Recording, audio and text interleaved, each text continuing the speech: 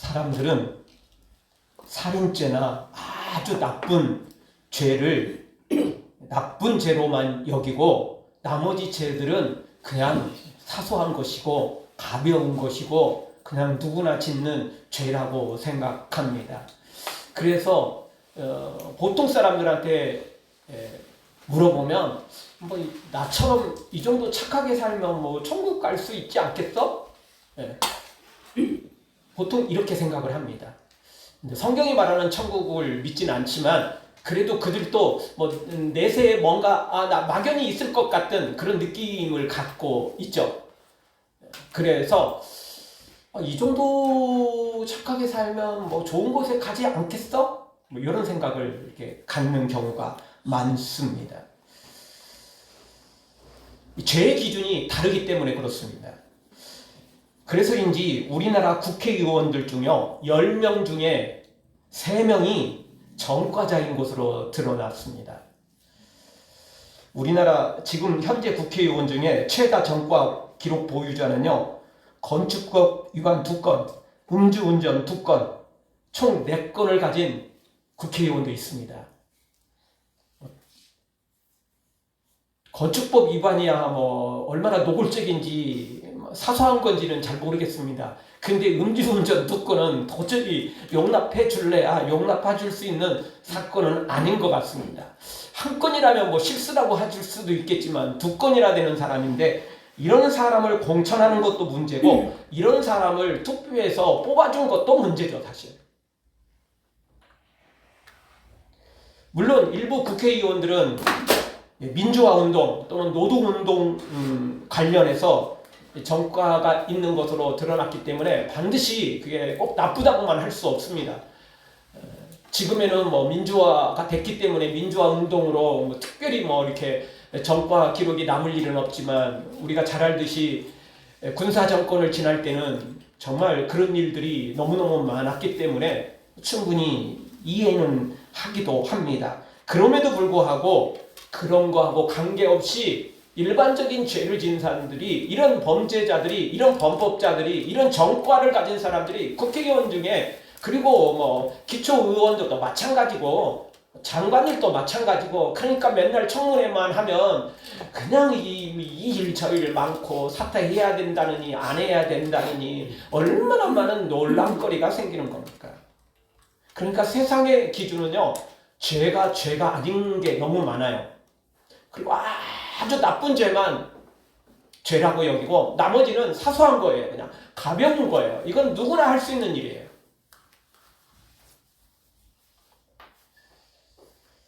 그러나 성경은 우리에게 분명히 말합니다. 로마서 6장 23절에 보면 죄의 삭은 사망이요 라고 분명히 우리에게 가르쳐줍니다. 분명히 우리에게 선언합니다. 죄는요 아무리 작은 죄라고 해도 죄는 죄인 거예요. 그리고 그 죄는 결국 사망에 이르게 되는 것입니다. 우리가 코로나를 지났습니다. 여러분 코로나에 감염되면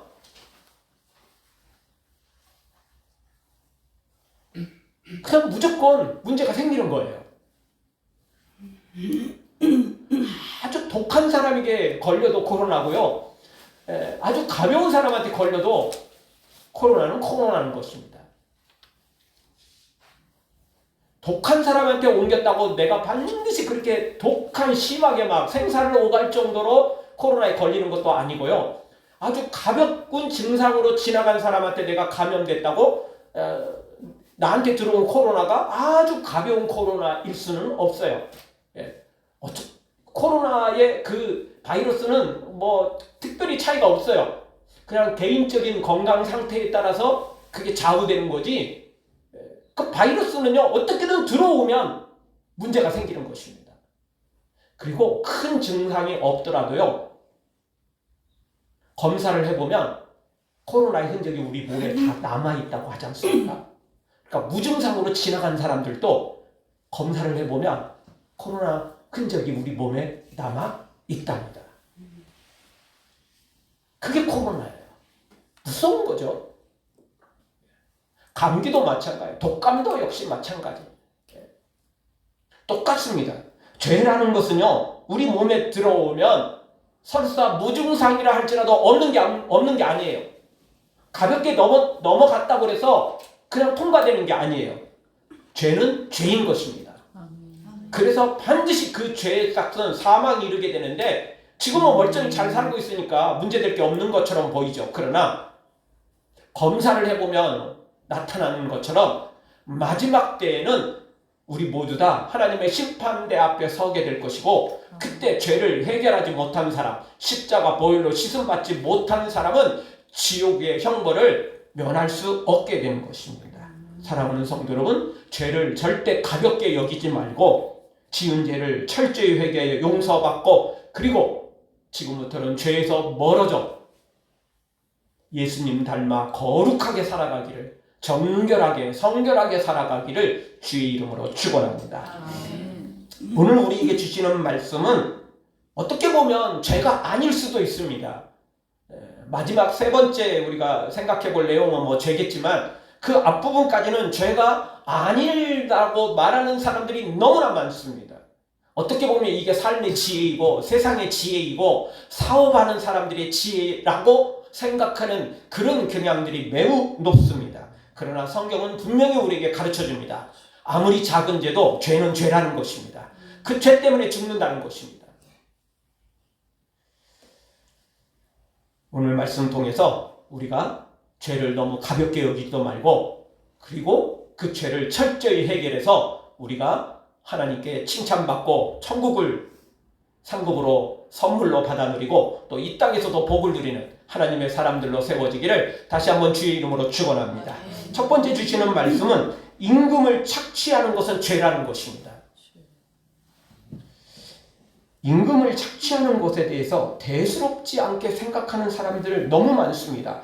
사업하는 사람들 보면요, 아주 이게 작정하고 이 일을 하는 사람들이 있어요. 그래서요, 사업자 등록을 해놓고 사업을 하다가 적당히 임금을 미루고 적당히 임금을 착취하다가 그냥 폐업 신고를 해버리는 거예요. 그리고 나서 또 기회가 되면 자기 이름으로 하고, 그것도 쉽지 않죠. 그러니까 또 다른 가족 이름을 가지고 또 사업을 하는 거예요. 그리고는 이런 일을 반복하는 사람들이 있더라는 것입니다. 정당한 임금을 주지 않고 심지어 아주 교모하게 빠져나가는 사람들이 얼마나 많은지 몰라요. 자꾸 미루고 늦게 주고, 그렇게 해서 며칠 또는 몇 주, 몇 달을 늦추어서요, 그 돈으로 자신의 사업 자금을 융통하는 거예요. 오늘 성경 4절을 한번 보십시오. 4절을 우리 한 목소리로 같이 보겠습니다. 보라, 너희 밭에서 추수한 품꾼에게 주지 아니한 싹이 소리를 지르며 그 추수한 자의 우는 소리가 만군의 주의 귀에 들렸느니라. 아멘. 누군가의 싹을 주지 않고 그 임금을 주지 않는다면, 그리고 미룬다면 얼마나 이게 큰 죄에 해당되는지가 성경에 소개되고 있습니다. 그 싹이 소리를 지른다는 거죠. 그 월급을 받고 저축하는 사람들은 당장 급하지 않을 수 있어요. 뭐 몇 주 늦어지고 심지어 뭐 한두 달 늦어져도 살아가는데 지장이 없는 사람들도 있긴 있어요. 그러나 하루 벌어서 하루 쓰는 사람도 있고 한 달 벌어서 한 달 쓰는 사람들이 사실은 너무 많아요.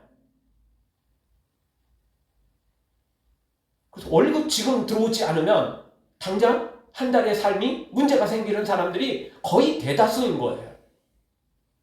그런데 그렇게 문제를 일으키면 그 싹이 소리를 지고 추수한 자의 우는 소리도 하나님께 다 들리게 된다는 것입니다. 그러면 하나님이 절대 가만 있지 않습니다. 즉 하나님께 다 고소한다는 것입니다. 싹이 소리를 지르고 추수한 자의 우는 소리가 들리는데 하나님이 그걸 듣지 못하시겠어요? 듣는 거예요. 우리가 뭐 경찰서에 검찰에 고소장 제출하지 않아도 이것 자체가 곧 하나님께 고소장을 제출하는 것과 똑같아지는 거예요. 그러니까 하나님이 그를 심판하시는 겁니다. 이게 절대 가벼운 게 아니에요. 저도 작년에 알바한 게 있는데 아직도 임금을 다 못 받았어요. 200 정도가 남아있거든요. 근데 진짜 교모예요. 이따금 한 번씩 몇십만 원씩 보내요. 잊힐만 하면 보내요. 거기는 어떻게 하냐? 그 일하고 뭐 몇 달 일하고 이제 문제가 생기잖아요. 예, 안 들어오니까 그러면 이제 그 사람들은 안 하죠. 그렇죠? 안 하게 되죠. 돈이 제대로 안 들어오는데 누가 일하겠어요? 그러면 또 다른 사람으로 교체가 돼요. 어떻게든 뭐 또 일할 사람들은 어떻게든 뭐 또 구하면 또 구해지니까. 그렇게 해서 아예 안 줘버리면 이게 문제가 생길 수 있어요. 근데요, 법이라는 게 그렇대요. 어떻게든요, 우리 힘들어서 어려워서 그래요. 그래서 이따금 한 번씩 주는 거야, 그냥. 네. 그럼 저도 한 200 가까이 되는데, 그러면 일을 계속 오래 한 사람들이 있거든요. 저는 뭐 그렇게 오래 하지 않은 거니까. 예. 그리고 저도 문제가 좀 생길 것 같으니까 조금 이제 증상들이 좀 있었거든요. 원래 일주일주에 주는 게 한 달 뒤로 늦어지고, 그 다음에 2달 뒤로 늦어지고 막 이랬었거든요. 그래서 이제 중간에 끊었거든요. 얼마나 많은 사람들이 거기 있는지 몰라요. 그러면 그거 다 합치면요, 그 금액이 정말 만만치 않아요. 그 돈이면 상당한 것들을 모을 수 있고 그 돈으로 뭔가를 할 수 있어요. 진짜 어려워서 그럴 수도 있겠죠. 진짜 뭐 본인도 어려워서 그런 경우도 있을 거예요. 그런데 상당수는 돈이 있음에도 불구하고 그냥 습관적으로 그렇게 하는 사업자들이 있어요. 그냥 아예 습관이에요. 그게 사업하는 지혜고요. 세상의 지혜예요. 그게 돈 버는 지혜 중에 하나예요. 세상에 참 나쁜 놈들이 너무 많아요. 세상에 참 사기꾼들이 진짜 많죠. 제가 청년 때 그 우유 알바를 했었거든요. 지금처럼 막 계좌로 막 송금하고 뭐 이런 시대가 아니기 때문에 지금이야 뭐 또 곳곳에 다 뭐 슈퍼들이 많고 이러니까 뭐 지금 언제든지 뭐 그렇게 살 수 있습니다. 근데 그때는 슈퍼도 그렇게 편의점도 없었던 그런 시절이기 때문에 우유 배달을 집집마다 그렇게 다 대부분 우유를 먹는 사람들은 그렇게 했었습니다. 저도 우유 배달을 하는데 그때는 이제 이런 계좌 송금이 없기 때문에 일일이 찾아가서 받았습니다. 그러면 우유 배달을 새벽에 하거든요. 그러면 우유값을 받으려면 우유 돌리면서 문 두드려갖고 받든지 아니면 시간 내서 저녁에 가서 받든지 이래야 돼요. 나도 학교 가야 되는데 낮에는. 네. 그러면 어떤 사람들은 정말 그냥 기다리고 있다가 그냥 꺼내서 주는 사람들이 있어요. 예. 근데 이따금씩 몇 사람들이 있어요. 아침에 문 두드리면 아침부터 돈 받으러 왔다고 그러고 저녁에 문 두드리면 이 늦은 저녁에 찾아왔다고. 그러면 어떻게 할 거야? 내가 낮에는 안 가봤지만 낮에 가면 그 사람은 또 낮에 왔다고 또 뭐라고 할 사람들이라고요. 돈이 없으면 그럴 수도 있어요. 근데 그렇지 않아요. 사람들이요 정말 이상한 사람들 많아요. 제가 옛날에 어떤 물건을 이렇게 그 가게에서 구입을 했는데 물건이 약간 문제가 생겼어요. 그래서 가서 바꿨거든요. 바꾸러 갔어요. 근데 제가 오전에 갔어요. 근데 이 사람은 뭐라고 그러냐면 아침부터 이걸 바꾸러 왔대요. 그러면 뭐 어떻게 하라고 나보고. 내가 오전밖에 시간이 안 되는데. 근데 이걸 생각을 바꿔보세요. 남한테 불량품을 줬다. 문제가 있는 걸 팔았다. 오후까지 그 사람이 기다리면서 욕하는 것보다 일찍 바꿔주는 게 좋지 않아요? 그 사람들은 그렇지 않아요. 아침부터 이런 바꾸는 일, 재수없게 이런 일이 왔다는 거예요. 재수없는 짓은 본인이 했잖아요. 본인이 그런 걸 판 거잖아. 그럼 빨리 그거를 제거하는 게, 빨리 그걸 바꾸는 게 낫지 않아요? 여러분, 임금을 주지 않고 불량품을 팔았고 문제가 생기는 것은요, 여러분들 이렇게 우는 소리가 있다니까요? 소리를 지른다니까요? 하나님이 들으시는 걸 몰라요, 사람들이.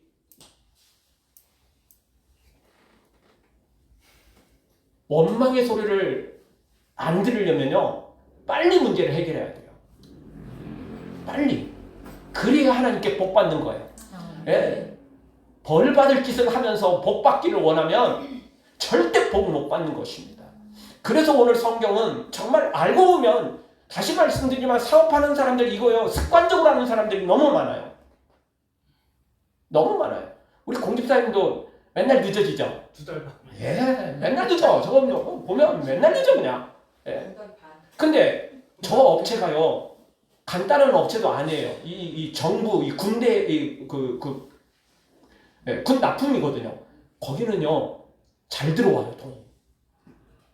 사실은, 예, 국가에서 그게 정부에서 돈을 내주는 거기 때문에 납품만 하면 바로바로 나와요. 그러니까 뭐, 같은 민간 기업끼리 해서 저쪽에서 뭐 어음을 준다든가 또는 사업에 조금 문제가 생겨서 융통이 잘 안 돼서 조금 늦게 줄게 뭐 이랬다면 늦게 받으니까 그런다고 쳐. 여기는 국가에서 받는 거기 때문에 국방부에서 받는 거기 때문에 뭐 칼같이 들어와요 진짜. 그러면 아무 문제 없어. 그냥 맨날 그래 맨날. 예? 그 습관이에요 습관. 그 사람은 그런 걸 이용해서 자꾸 엉뚱한 짓 하는 거예요. 그러다가 이제 언젠가 다시 이제 크게 이제 일을 벌이고 그냥 부도 신고하는 거예요. 그냥 폐업 신고해서 뭐 잃어버리는 거예요. 그리고는 이제 다른 사람 가족 이름으로 또 하는 거예요. 또 하여튼 그냥 머리 좋아요. 꼼수 쓰는 데는 하여튼 진짜 여러분 우리나라 사람들이요 세계에서 최고 머리 좋은 사람 중에 하나예요. 진짜 우리나라 사람들 머리 좋습니다. 예, 근데 거기다가 꼼수 쓰는 이 잔머리도 또 만만치 않아요. 예, 당연히 머리가 좋으니까. 예, 여러분 미련한 사람들은요 뭐 하려고 해도 하질 못해요. 미련해가지고. 예, 그러니까 도둑놈도요 머리 나쁜 도둑놈은 기껏 이거 조금 뭐 이렇게 눈에 보이는 거 훔치고 마는 거예요. 머리 좋은 놈들이 국가돈 훔치고 진짜 큰 일을 벌이는 거죠. 별 볼 일 없는 것들은 다 좀스러운 것밖에 안 돼요. 그런 것밖에 안 해요. 그런데 진짜 똑똑한 놈들은요 진짜 국가를 흔들어요. 국가를 팔아먹어요.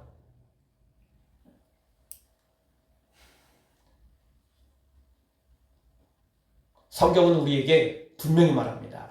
임금을 주거나 주지 않거나 미루고 이런 것조차도 죄라는 거예요. 진짜 오늘 벌어가지고 오늘 먹는 사람들 그거 안 주면 그날 밤에 돈을 품꾼을 받아가지고 음식을 사가서 요리를 해서 먹어야 되는데 그럴 수 없다면 어떻게 되겠어요? 가족들이 쫄쫄 굶게 되는 거잖아요. 그걸 하나님이 가만 놔두겠어요? 그래서 오늘 여기 성경이 바로 품꾼의 싹을 주지 않는 것은 미루는 것은 절대 안 된다고 말하는 것입니다. 레위기 19장 13절을 보면 좀 더 정확하게 말해줍니다. 같이 보겠습니다. 너는 내 이웃을 억압하지 말며 착취하지 말며 내 품꾼의 싹을 아침까지 밤새도록 내게 주지 말며. 싹을 바로 주라는 거예요. 아침까지 밤새도록 주지 말라는 거예요. 내일 미루지 말라는 거예요. 무슨 일이 있어도 그냥 끝나면 그때 주라는 겁니다. 또 신명기 24장 15절도 같이 보겠습니다. 그 품삯을 당일에 주고 해진 후까지 미루지 말라. 이는 그가 가난함으로 그 품삯을 간절히 바람이라. 그가 너를 여호와께 호소하지 않게 하라. 그렇지 아니하면 그것이 내게 죄가 될 것이니라. 아멘. 당일에 주고 해진 후까지 미루지 말라는 거예요. 일 끝나면 바로 주라는 거예요. 절대 미루지 말라는 거죠. 그러면 그게 곧 죄가 되는 겁니다.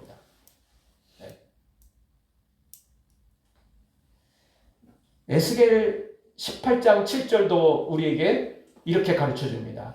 사람을 학대하지 아니하며 빚진 자의 저당물을 돌려주며 강탈하지 아니하며 줄인 자에게 음식을 주며 벗은 자에게 옷을 입히며. 한 걸음 더 나아가서 도리어 없는 사람들 힘든 사람들한테 도와주라는 거예요. 당연히 줘야 될 임금은 두말할 것도 없고 미루는 것도 안 되고 심지어 저당물을 잡았다 할지라도 너무 가난한 사람들은 예를 들어서 그 옷이 하나밖에 없는 사람한테 그 옷을 저장받았는데 옷을 계속 가지고 있으면 그 사람은 무엇을 입을 거냐는 거예요. 속은 입고 다니나? 그럴 수는 없잖아요. 이불이 하나밖에 없는데 그 이불을 저당 잡혔다. 그럼 오늘 밤에 자야 되는데 덜덜 떨면서 자야 되느냐? 그렇게 하지 말라는 거예요. 도우라는 거예요. 진짜 어려운 사람들은 최선을 다해서 도우라는 거예요. 빚내서 도울 수는 없겠죠. 그럴 수는 없겠죠. 성경도 그렇게까지는 말하지 않아요. 그러나 도울 수 있는 한 도우라는 것입니다. 그러면 하나님이 돕겠다는 것입니다. 네, 반대로 행하면 하나님이 반드시 그에게 벌을 내리십니다.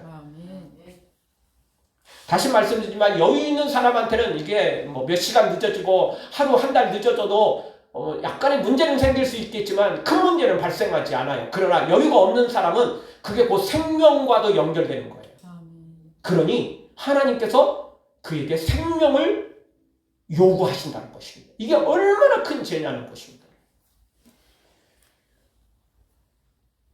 그래서 오늘 우리는 이 야고보서 5장 1절에서 3절까지 지난번에 살펴봤던 것처럼 너희 부자들은 울고 통곡하라 이렇게 말씀하신 거예요. 왜?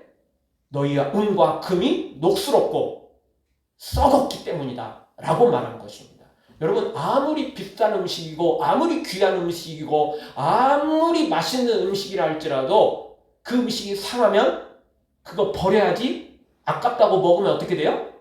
식중독 걸립니다. 장이 튼튼한 사람들은 뭘 먹어도 뭐 그렇게 크게 문제가 안 생길 수 있어요. 근데 아무리 장이 튼튼한 사람도 진짜 너무너무 상해버린 음식을 먹는다면 버틸 수 없어요. 견딜 수 없어요. 여러분 식중독 절대 가볍게 여기면 안 됩니다. 그게 사망에 이르기까지 할 수도 있거든요. 절대 가벼운 게 아닌 것입니다. 죄도 똑같습니다. 불의한 돈, 이거 절대 가벼운 게 아닙니다. 돈이 썩었다는 거예요. 그의 재물이 썩었다고 말하는 것입니다. 그러니까 울고 통곡하라고 말하는 거죠. 그거 자랑스럽게 자랑하고 쌓아두고 기뻐하고 즐거워하지 말라는 거예요. 도리어 통곡하고 울라는 거예요. 왜? 그 돈이 지금 상했고 썩어서 영혼의 식중독이 걸려 지옥으로 떨어질 게 뻔한 거니까 경고를 하고 있는 것입니다. 사랑하는 성도 여러분, 우리의 재물을 불의한 재물로 쌓아두지 마시고 거룩한 깨끗한 재물을 쌓아두시고 그리고 그 깨끗한 재물로 또 주의 일을 감당해서 선한 일에 부유한 주의 일꾼들 되어지길 주의 이름으로 축원합니다. 두 번째는 사치하고 방종하는 것도 죄라는 것입니다. 5절을 다 같이 보죠. 한 목소리를 보겠습니다. 너희가 땅에서 사치하고 방종하여 살육의 날에 너희 마음을 살찌게 하였도다. 아멘. 땅에서 사치하고 방종했다는 겁니다. 사치가 뭐죠? 필요 이상의 돈이나 물건을 쓰거나 분수에 맞지 않게 살아가는 거, 이런 걸 사치라고 말하는 것입니다. 사치는 가난한 사람한테도 해당되고 부자한테도 해당되는 것입니다. 근데 사실 가난한 사람들은 사치하기가 쉽지 않은 것 같아도 또 그게 사치가 많아요. 왜냐하면 분수에 지난 건 다 사치예요. 자기 재산에 비해서, 자기 월급에 비해서 지나치면 그게 다 사치가 되는 거예요. 부유한 자들이 뭐 그럴 가능성이 더 높지만 가난한 사람도 역시 여기는 해당되는 것입니다. 필요에 맞춰서 분수에 맞게 그렇게 살라는 것입니다. 부자들은 부유하니까 집도 크고 차도 크고 집안에 있는 모든 것들이 다 메이커이고 고급 제품이고 명품들이고 뭐 이럴 것입니다. 그럴 수밖에 없겠죠. 돈 많은데 여러분 정말 시원찮은 것 구입해서 살아가는 사람들이 어디 있겠습니까? 근데 돈 있는 사람들은요, 부자들은 돈을 쓰면 살아야 돼요. 돈 많은 사람들이 저축하면요, 국가 경제가 돌아가질 않아요. 돈 많은 사람은 돈을 써야 돼요. 근데 사치하면 안 돼요. 돈 많은 사람들은 돈을요, 사실 너무 펑펑 쓰면 안 되지만, 사치를 하면 안 되지만, 그래도 사실 나름대로 많이 써줘야 돼요. 그런 사람들이 시장 가서 또 막 마트 가서 막 열심히 구입도 해줘야 되고요. 사업도 좀 키우고요. 집안에 좀 이제 일할 수 있는 사람들도 막 사람들을 모아야 돼요. 그래서 이 사람들이 돈을 풀어서 월급도 많이 주고 사람들도 고용 많이 하고 막 일해야지. 막 이 돈 많은 사람들이 너무 짜게 굴면 일자리 줄어들고 그리고 또 마트나 기타 사업 이런 공장들 돌아가는데 문제가 생겨요. 왜? 가난한 사람들은 사고 싶어도 물건을 사는데 한계가 있잖아요. 부자들이 많이 사줘야 돼요. 그래야 경제가 돌아가는 거예요. 그런데 부자들이 우리나라에서는 돈을 안 쓰고 맨날 해외만 나가서 해외 여행만 하고 돌아다니고 맨날 해외 골프만 치고 돌아다니고 이러면 아마 또 해외도 뭐 그 사람들도 뭐 거기다 돈 쓰면 그 사람들도 뭐 유익은 되겠죠. 근데 일단 같은 민족부터 생각해야 되는 거 아니에요? 그쵸? 우리 살아가면서 내 가족부터 챙겨줘야 되고 그리고는 이웃까지 이렇게 가는 거지. 내 가족은 안 챙기고 이웃 생각하는 사람은 그건 정상적인 사람이 아니죠. 우리나라가 지금 힘든데 어려운데 경제적으로 요즘 뭐 쉽지 않죠. 예. 안 그래도 지금 이 대통령 직무는 박탈되고 그래서 지금 경제가 굉장히 어렵습니다. 화물은 지금 엄청 올라 있고 아무리 수출해도 지금 뭐 이 한계가 있어요. 어려워요. 지금 힘들어요, 다들. 경제가 안 돌아가요, 지금. 그런데 돈 있는 사람들이 맨날 해외만 나가면 이거 우리 경제는 그러면 누가 할 거야? 손은 누가 키울 거예요? 그 사람들이 돈 풀어야 돼요. 써야 돼요, 사실. 그러니까 돈 있는 사람은 푸는 게 맞아요. 그 사람들이 여행도 하고 막 이래야 여행지에 그 돈이 돌고 이러는 거예요. 다 저축하고 다 아끼고 이러면 안 돼요. 없는 사람들은 아껴야 되지만 있는 사람들은 막 써야 돼요. 막 풀어야 돼요. 이 사람들이 풀어야 경제가 돌아간다니까요. 근데 성경은 사치는 안 된다는 거예요. 여러분, 이 자본주의가 어디에서 생긴 줄 아세요? 칼빈이, 종교개혁자 칼빈, 목회자인 칼빈이 자본주의를 처음 만들어냈습니다. 저축이라는 걸 그때 했거든요. 그 전에는 개인적인 저축은 했어도 이런 어떤 사회적인 국가적인 저축이 없었어요. 근데 칼빈이 그걸 만들어냈어요. 야, 저축 좀 해라. 저축을 해서 그거를 사업이 필요한 사람에게 사업 자금으로 좀 빌려줘라. 그렇게 해서 그게 경제가 돌아가도록 만든 거예요. 그거 딴 데서 나온 게 아니에요. 교회에서 출발했어요. 나쁜 자본주의는 안 되지만 근데 지금에는 아주 악한 자본주의가 너무 판을 치고 있어요. 그저 돈 버는 데만 혈안되어 있는 거죠. 성경은 그렇게 말하지 않아요. 이 싹군은 정말 싹은 그대로 줘야 되고 임금을 풍성하게 줘야 되고 그리고 사업이 자기 사업장이라도요. 돈 많이 벌면 자기가 다 챙기는 것도 좋지 않아요.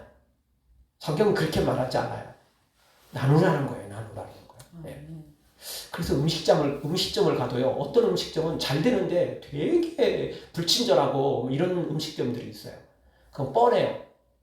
일하는 사람들이 너무 손님이 많으니까 지치는 거예요.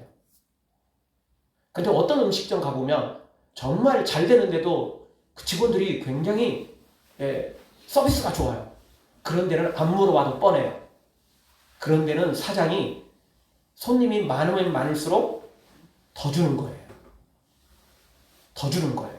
그러면 그 직원들이 오늘 손님들이 많이 들어왔으니까 오늘 보너스를 좀 받겠다. 단돈 1, 2만이라도 더 받고 가면 사람 기분 좋지 않아요? 오늘 일한 만큼 고생한 만큼. 그런데 나는 어차피 손님 없어도 월급 받고 너무 없어버리면 뭐 이제 그 가게 폐업하면 이제 뭐 나도 돈을 못 벌겠지만 뭐 그렇지 않는 이상은 손님이 적어도 월급은 똑같고 손님이 많으면 월급도 똑같으면 누가 기분이 좋겠어요? 너무 지치고 힘들잖아요. 근데 손님이 많으면 많을수록 보너스를 조금 더 받는다면 기분이 좋아지잖아요. 기쁨으로 또 할 수 있잖아요. 네? 똑같아요. 진짜 그래요. 그래서 성경은 우리에게 정말 우리에게 너무나 귀한 것들을 가르쳐주는 것입니다. 잘못된 자본주의가 아니고 바른 자본주의. 그것을 우리에게 가르쳐주는 것입니다. 사치는 안 되지만 그러나 이웃들을 위해 쓰라는 거예요. 모두를 위해서 쓰라는 거예요. 내 마음대로 내 돈을 쓰지만 그 돈조차도 이웃에게 혜택을 주라는 거예요. 그러니까 돈 있는 사람들은요. 사람들도 많이 고용을 좀 해야 돼요. 사업장도 고용도 해야 되고 집도 좀 크면요. 일할 사람들도 좀 많이 좀 고용도 해가지고 월급 팍팍 막 주고 막 이래야 돼요. 그게 선한 일이에요. 그게 좋은 일이에요.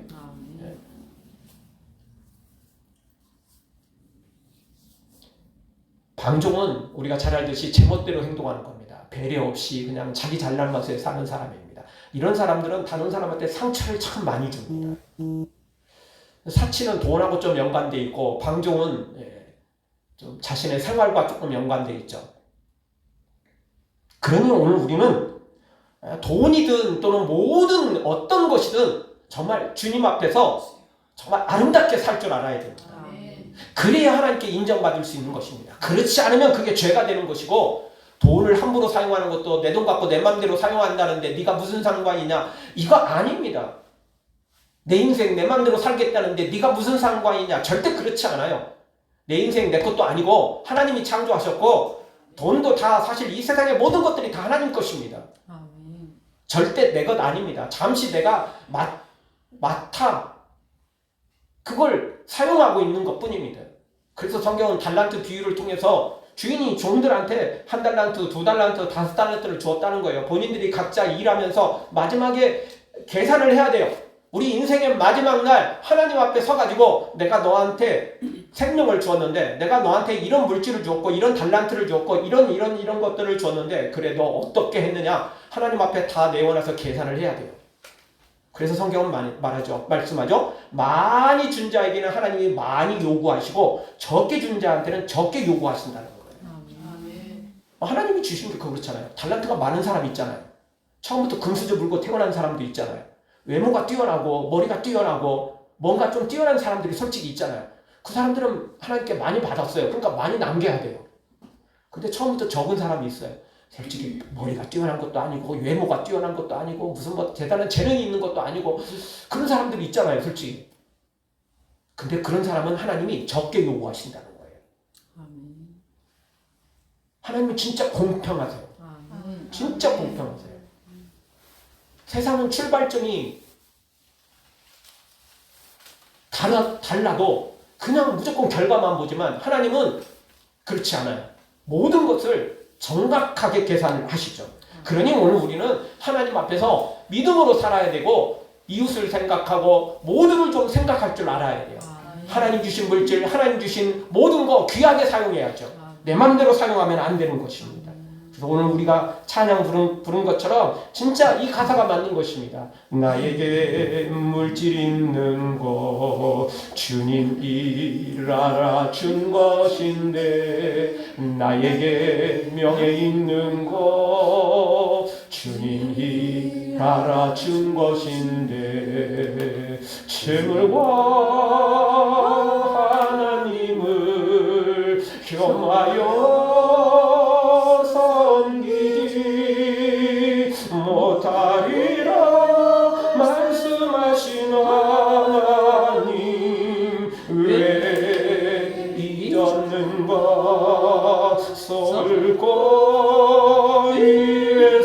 설거위에서는 수많은 시간을 쓰면서 주님을 위해서 뭘 했는지 부끄러운 뿐이네.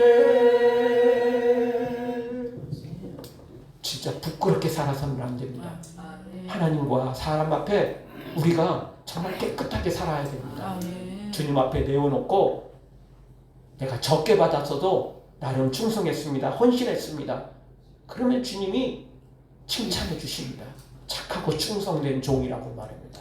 그런데 게으르고 악하면 이 악하고 게으른 종아 책망받을 것이고 있는 것도 빼앗기고 영원한 지옥의 형벌을 받게 될 것입니다.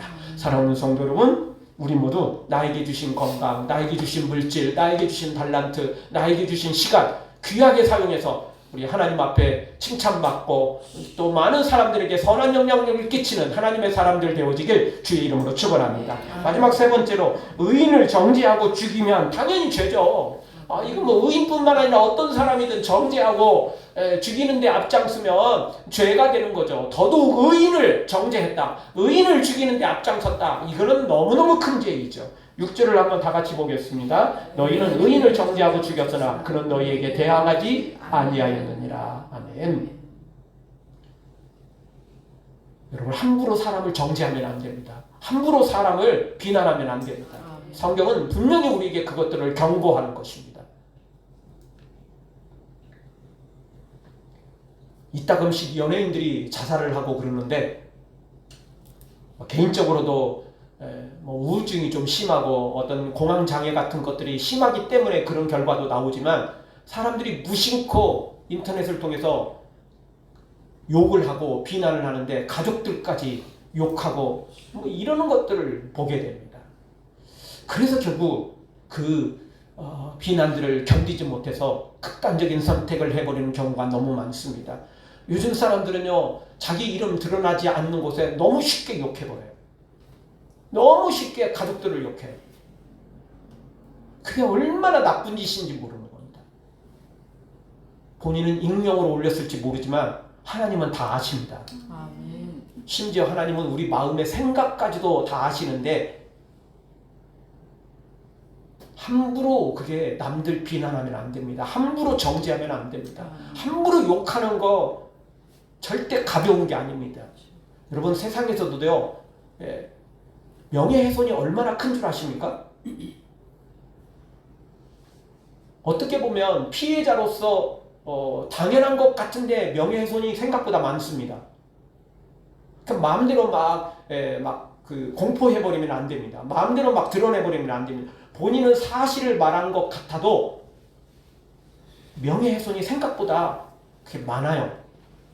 그러면 본인은 피해를 봐놓고도 억울해서 이제 그런 것을 했을 텐데 법적으로 제대로 따지지 않고 함부로 해버리면 도리어 본인이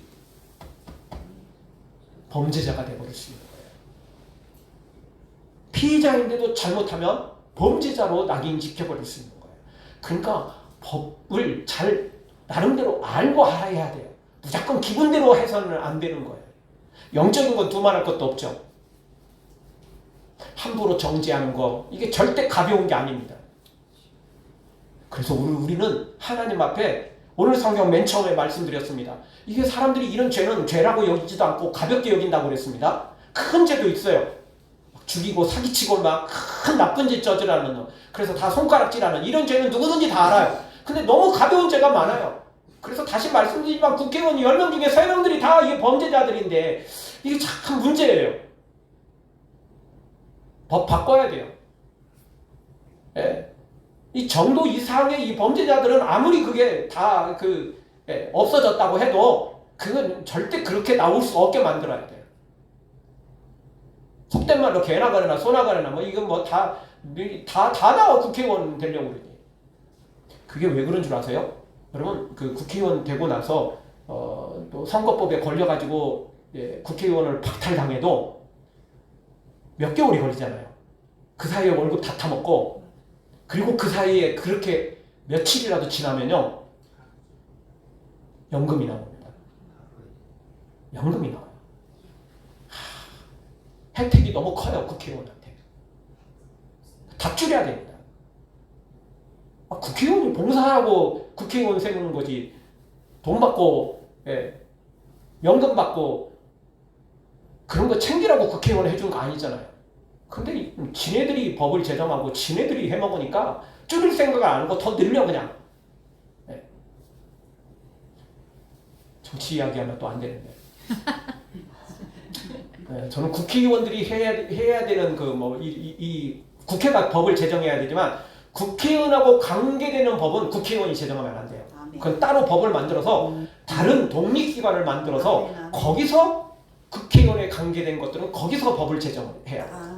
그래야만 그리고 국회의원 가서 국회는 무조건 그걸 통과시켜야 돼. 의무적으로. 그래야만 그게 이 국가가 사는 거지. 그렇지 않으면 자기 밥그릇을 자기가 챙겨라는데 그걸 그렇게 깨끗한 사람 없어요. 그렇게 깨끗한 사람은 국회의원 되지도 않아. 어쨌든 오늘 다시 돌아와서 진짜 우리는 하나님 앞에서 바로 살아야 됩니다. 깨끗하게 살아야 됩니다.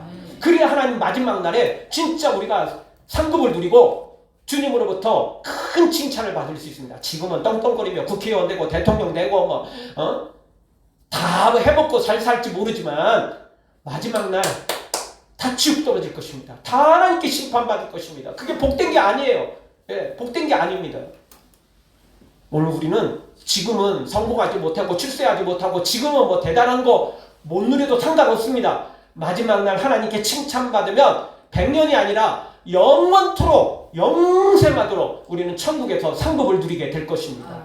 잠깐 100년에 불과한 이 인생에 투자하지 마시고 내세에 있는 영혼을 위해서 투자하시고 거룩하게 살아가기를 주의 이름으로 축원합니다. 아멘.